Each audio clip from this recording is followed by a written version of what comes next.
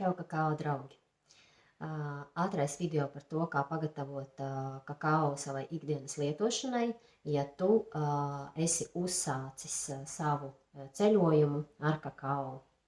Un vēlies, lai tev viņš uzreiz sanāk garšīgs, foršas konsistences un patīkams, baudāms, izšķīdis, labi izšķīdis un gards.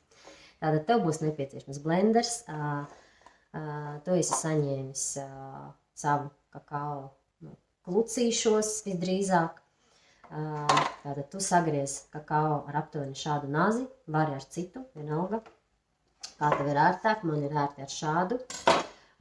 Tātad kakao ir sagriezts, ievieto kakao blenderī, sev nepieciešamo daudzumu. Tā kā man šeit ir aptuveni 25 grami, es tā vairs īsti nesvaru, skatos uz aci, bet mājaslapā ir arī pieejamas tās ieteicamās ikdienas devas, ikdienas ceremoniālās meditāciju devas, tā kā to atradīs mājaslapā.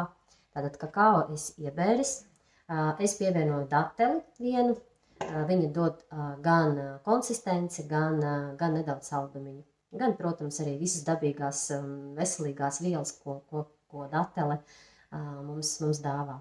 Tātad šodien es vēl pielikšu klāt čili pārslas no Turcijas, man ļoti garšo, Urfa Biber. Tātad viņas ir tādas melnā krāsā, nav tik asas, bet ļoti gardas patīk. Tu vari likt klāt vaniļu, kanēli, kardamonu, ingveru. Ir bezgalīgas variācijas, ko tu vari pievienot klāt. Es nezinu, dilles diez vai tu liksi klāt un maltās gaļas piedevu arī diez vai. Tā kā, protams, seko intuīcijai un tādām pamatzināšanām par garšvielām. Un, protams, kasēs katras garšvielas, kādas aktīvās vielas ir garšvielās un vai tās tev šobrīd ir nepieciešams. Varbūt ir vienkārši forši šajā brīdī dzert vienkārši tīru kakao. Tātad silts ūdens un liec virsū blenderēties. Tātad ir gatavs.